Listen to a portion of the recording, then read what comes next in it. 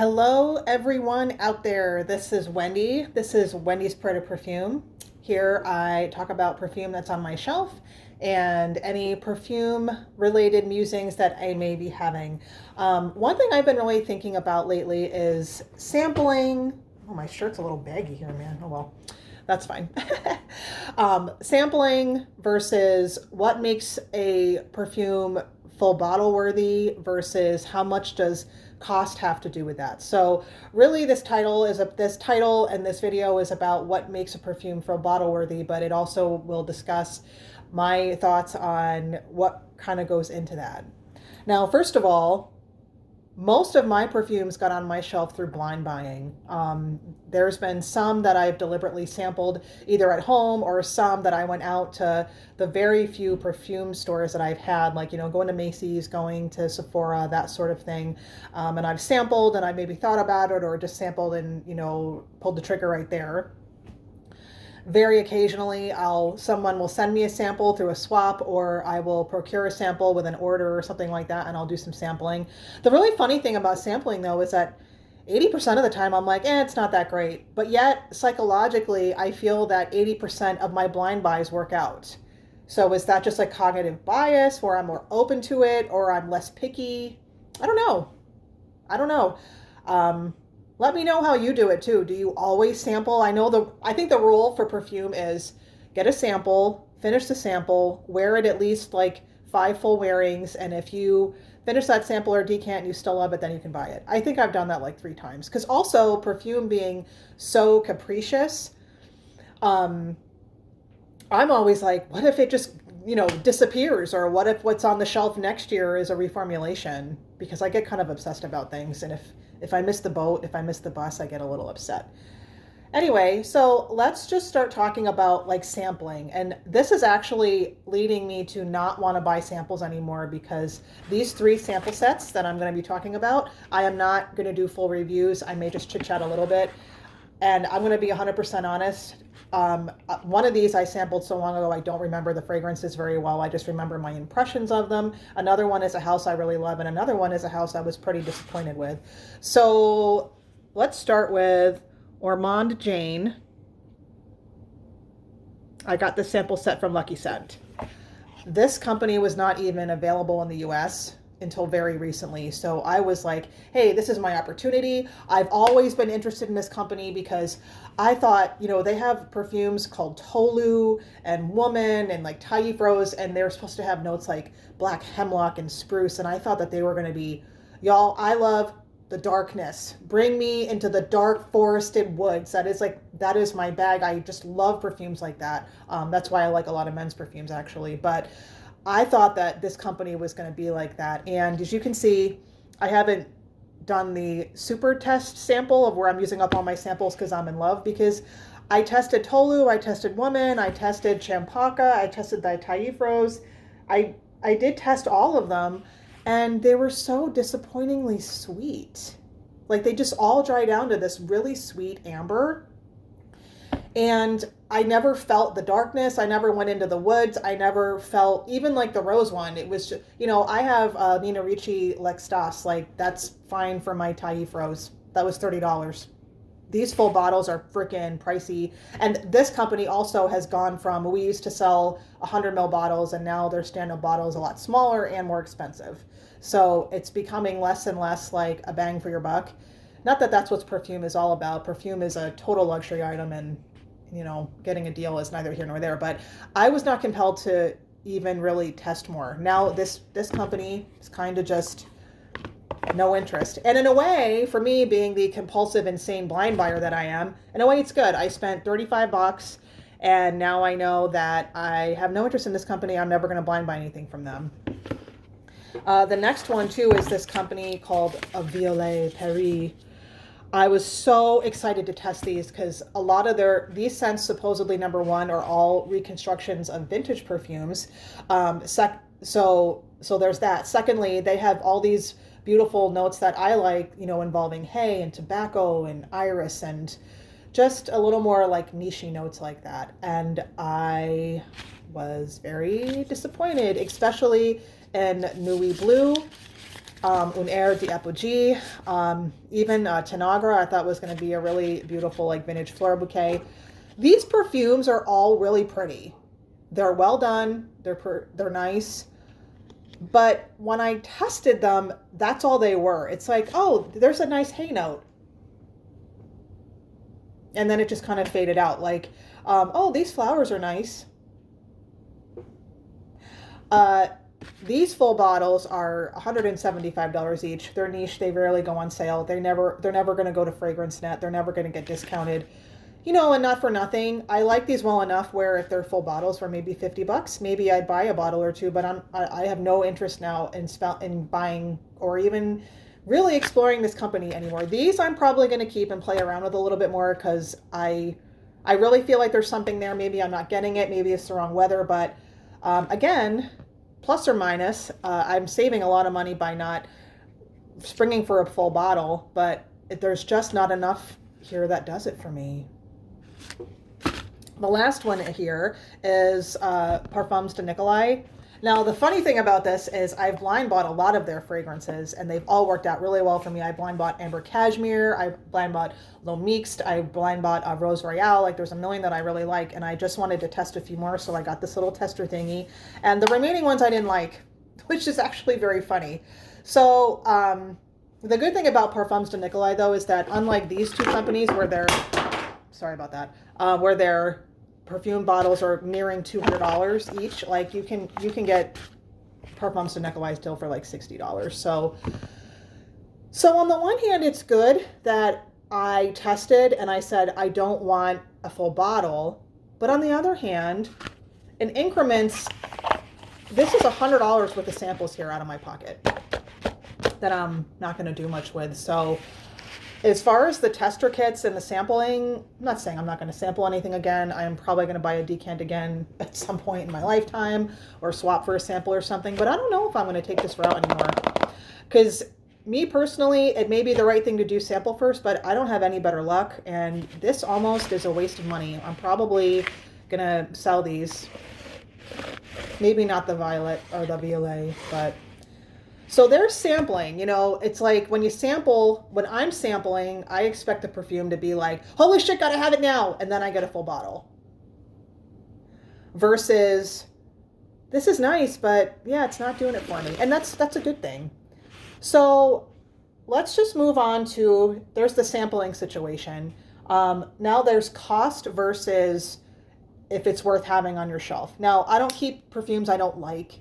I did hear someone say once, I judge perfumes. It doesn't matter if they're a $10 perfume or a $1,000 perfume. I have the same judgment, the same criteria, and I have to like them in the same way. I am really not like that at all. And I have 3 perfumes that are really, really super duper, absolutely cheap. And then 3 perfumes that I consider to be very expensive, that is to say well over $150. Retail or not, they're pricey. And I judge them differently. Here's one that I bought a year or two ago. It's Elizabeth Arden white tea. Elizabeth Arden white tea. You know, Elizabeth Arden now, for better or for worse, they're a pretty cheap perfume company. But I wanted a white musk. I really miss Bulgari au LeBlanc. I used up a bottle of that a while ago, and now it's really expensive. And this is a pretty cheap dupe for that.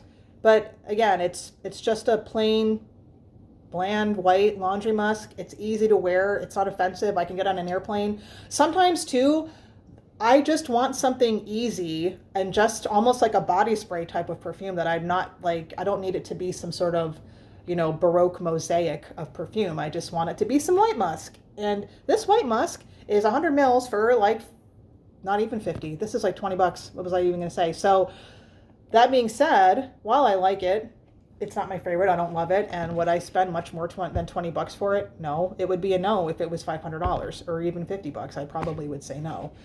And this is not to put this perfume down. I think this is a great perfume. If you want a solid white musk, if you miss Bulgari au LeBlanc, white musk is for you from Elizabeth Arden. Now this is still, although I can't tell if this is discontinued or not, but I was looking for a rose patchouli perfume. It's so funny because this is also a white bottle, but Perles de Lalique. Lalique makes really lovely, affordable fragrances, in my opinion. And This is a really pretty rose patchouli. It's just solid. And I wouldn't even say for an inexpensive perfume I like this. I would say for a perfume I really like this. And I would pay even a little bit more than that for this. That being said, if this was super expensive, I probably wouldn't buy it. Last one, and this is still available and still very inexpensive. This is Cabaret from Gress, one of my little neglected bottles that I used to wear. This is another rose patchouli, oddly enough, but wears nice. It's a lovely incense. It's really well done. Wears a little quietly, wears a little short on the longevity, but maybe that's the difference too, is that I can forgive longevity and performance if my perfume cost me 20 bucks. And I bought this a really long time ago, and even nowadays this is like $35, which is still very inexpensive. So I guess maybe those are the things that I'll forgive if it's not as if they're a cheapie or a less expensive or an affordable fragrance. I will forgive maybe not being head over heels in love and just having it be simple. I'll forgive, some performance time or something like that. That's fine. If it's 30 bucks, I don't expect it to last, 9 days on my skin. On the other hand, I think that what is expensive is also very subjective, and what you're willing to pay is subjective, and what makes it full bottle worthy. Is it just the smell? Is it the availability? Is it the longevity? Is it the performance? I don't know. Does it vary compared to what bottle you're interested in? This is a vintage bottle of Guerlain Le Bleu. I pretty much just collect Guerlain, especially the vintages. I probably have like 6 bottles of Le Bleu that are different concentrations. The bottle itself is lovely. For me as a vintage lover, this bottle was from the very early 90s, so that means that a lot of the ingredients that have been banned or have been discontinued or are not available are in this, and this is a lot stronger and just wears different than what's on the shelf now. So for me, I spent $175 to track this down, and it's worth every penny. Plus, I love vintage Guerlain. To me, this is living history, living art, and it makes me very happy, and it makes me feel special even to wear something like this. It's like a privilege. So yeah, I didn't think twice about spending that much money for this. This is an extreme example. I happened to find a very, very, very good deal on this. This is kind of in the middle. It's on the top end of what I would spend, but the MSRP, this is Amouage Epic 56. This is their extrait of Epic. I'm a longtime fan of the older Amouages, and I love Epic. And when I saw this extrait come out, I was like, I'm never going to be able to afford to buy this. I'm just going to smell it. I'm going to do it. Oh, it smells so good. This is like a spicy, non-conformist rose that has a fantastic dry down. This MSRP is like 600 bucks. I was very fortunate to find this for about 215 at the end of last year, and I pulled the trigger, and I'm glad I did. Some people think that isn't worth it. I don't think this is worth $600, but even spending $200 for a full bottle, this is. Number one, this is a lovely, beautiful rose. I love roses. And number two, this is truly an extrait, one spray, done. This will last to the 9 days on your skin. This is insane. This is like clearing out a room, fumigation via Amouage. So this makes that full bottle worthy for me. The performance, the fact that I love the perfume, just the way it wears, the way it expresses itself, that makes it full bottle for me. This is the last one I'm going to end on is a Guerlain. I'm lucky to even have this. This is a little contentious, but this is one of their new oud fragrances. I am probably never going to get another bottle like this ever again. This fills a lot of holes in my collection. I should probably just do a review on this, but this is a very incensey, sandalwoody, smoky, oudy, gourmand rose with like vanilla and raspberry around it. But at the same time, there's a huge billow of darkness and incense, which I absolutely love because I love incense roses. This is really expensive, but there's two things. Number one, I'm probably never going to have anything like this on my shelf ever again. This is it. So for me, this is going to be a one of a kind. It's not something I'm going to be doing it even every year. Number two, it is Guerlain, and I love it. Number three, this also lasts forever on my skin. It has excellent performance. It checks all those boxes from what you expect, like just nuts and bolts quality wise. So this is really, truly expensive. But like I said, I may chase down something like this again in the $175 range, but this is like a once in a lifetime situation here. So, what gets on your shelf? Do you always do the sample routine? Does the sample have to blow your mind? Do you always finish your decants before springing for a full bottle? I know I don't, because I'm like I said, I'm afraid that I'm going to miss the bus on what I'm smelling. Do you forgive maybe Elizabeth Arden for not having a mind-blowing perfume, but having affordable perfumes that smell good and are accessible and still work? They do the job. So what they don't, I mean, look, you're not going to get $20. You're not going to get Amouage quality. You're just not.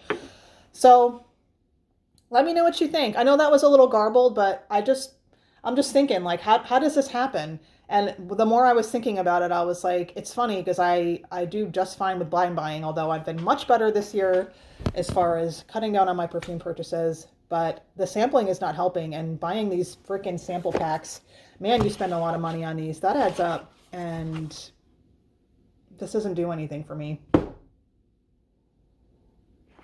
Sorry, man, especially this one. I was so disappointed.